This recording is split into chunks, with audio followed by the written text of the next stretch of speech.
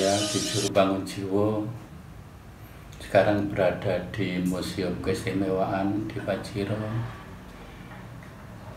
Akan sekedar men-sharingkan apa yang saya ketahui tentang Kyai Tunggul Wulung, pusaka Keraton Ngayogyakarta, dan juga Kanjeng Kiai Pari Anom yang pernah dikibarkan di saat-saat Jogja mengalami pagebluk di tahun 1940-an. Ketika itu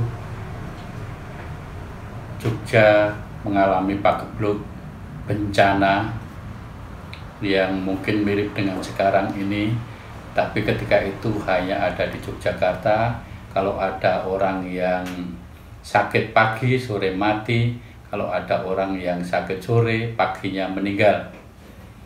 Nah, ini yang membuat masyarakat resah ketika itu terjadi karena ada sakit sampar atau sakit pes yang diakibatkan oleh karena tikus. Nah, situasi itu membuat masyarakat resah, dan kemudian ngerso dalem Sinuwun Hamengkubuwana kaping 9 merasakan kesedihan rakyat. Oleh karena itu dia berinisiatif untuk menggelar sebuah acara tradisi yang sudah dilaksanakan sejak si Sultan Hamengkubuwana kelima, yakni mengirapkan Kanjeng Kiai Tunggul Wulung yang didampingi oleh Kanjeng Kiai Pari Anom. Kanjeng Kiai Tunggul Wulung adalah pusaka keraton yang berupa bendera. Itu merupakan sebuah lembaran kain yang konon katanya merupakan sobekan dari kiswah Mekah, kiswah Ka'bah, yang ada tulisan lafal yang berarti keselamatan. Demikian juga bendera Kiai Pari Anom. Kalau Kanjeng Kiai Tunggul Wulung itu benderanya hitam dengan tulisan dan gambar berlapis prodok emas. Kalau Kanjeng Kiai Pari Anom itu sesuai namanya itu hijau kekuning-kuningan atau kuning kehijau-hijauan.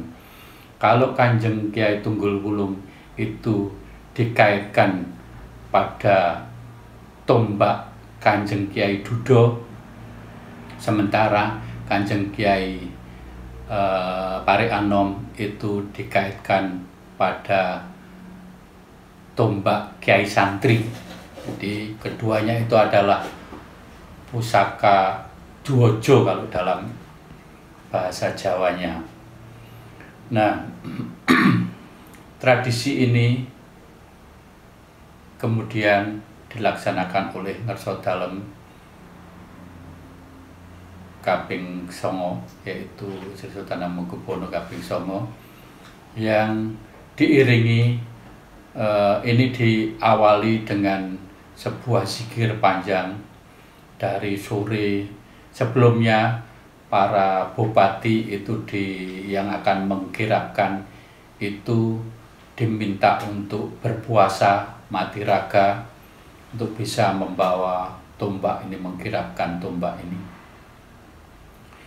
Kemudian yang membawa itu adalah para bupati yang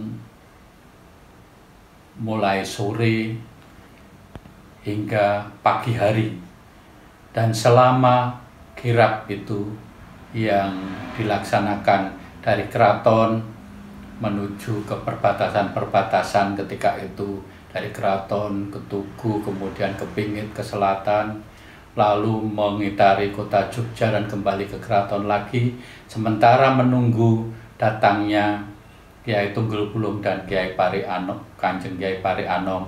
Sultan itu berzikir di tempat di Kesultanan.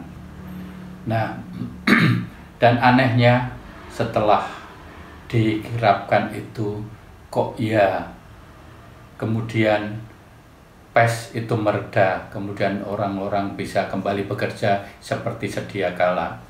Ini adalah tradisi kultural yang dilaksanakan di Keraton Yogyakarta. Nah, bagaimana mensikapi tradisi kultural ini seperti yang terjadi sekarang ini?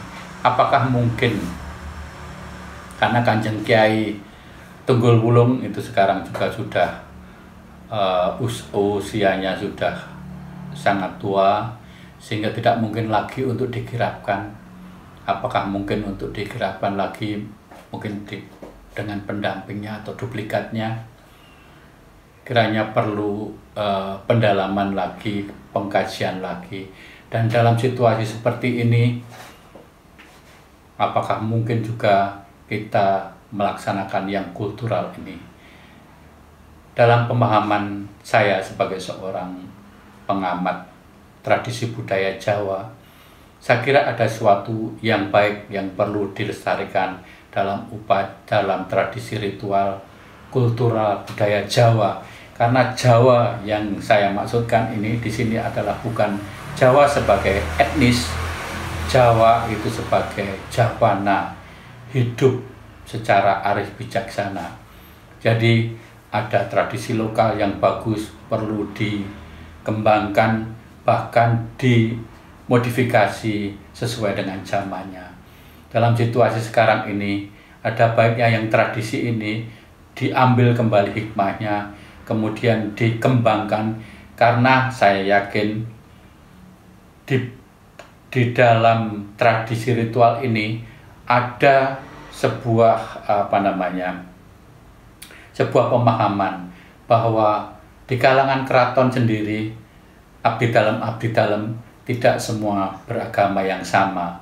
Mereka ada yang Muslim, ada yang Kristen, ada yang Katolik, bahkan ada yang Hindu, Buddha, dan lain sebagainya.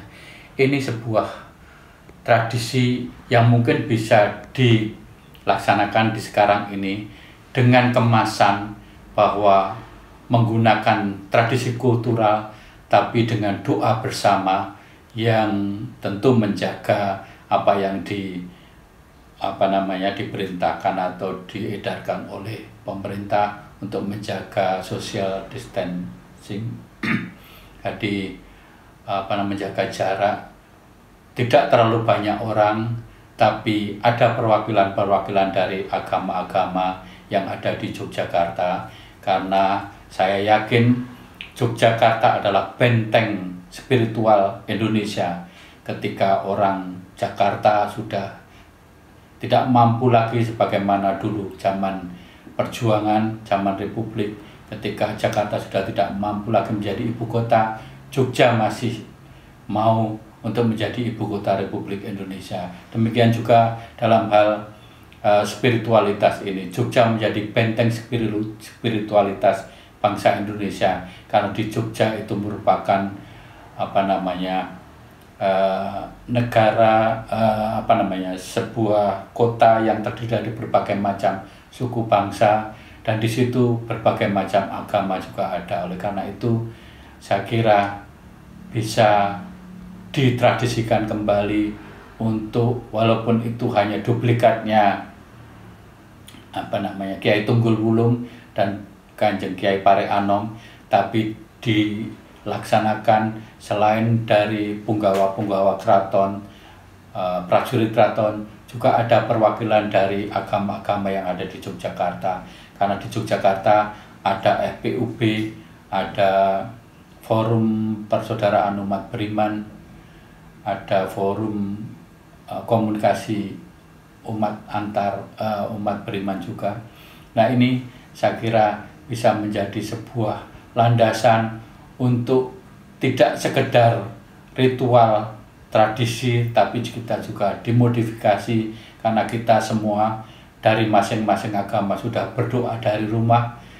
Ini saatnya, kalau di dalam agama itu, kalau orang itu berdoa secara berjamaah, Tuhan akan hadir dan akan mengabulkan doa-doa mereka.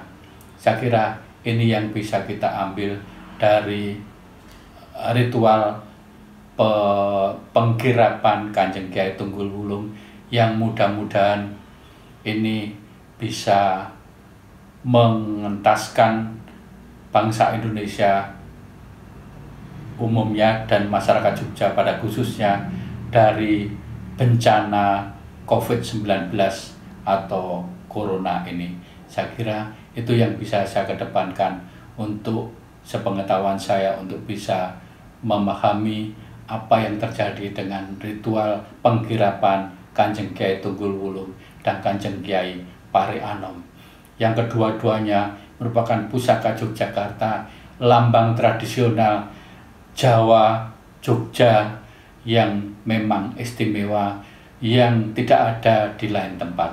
Dan ini saya kira tradisi yang perlu dilestarikan, karena Jogja itu sumbernya spiritualitas yang menuju ke arif bijaksanaan di dalam kehidupan bermasyarakat maupun bernegara. Terima kasih.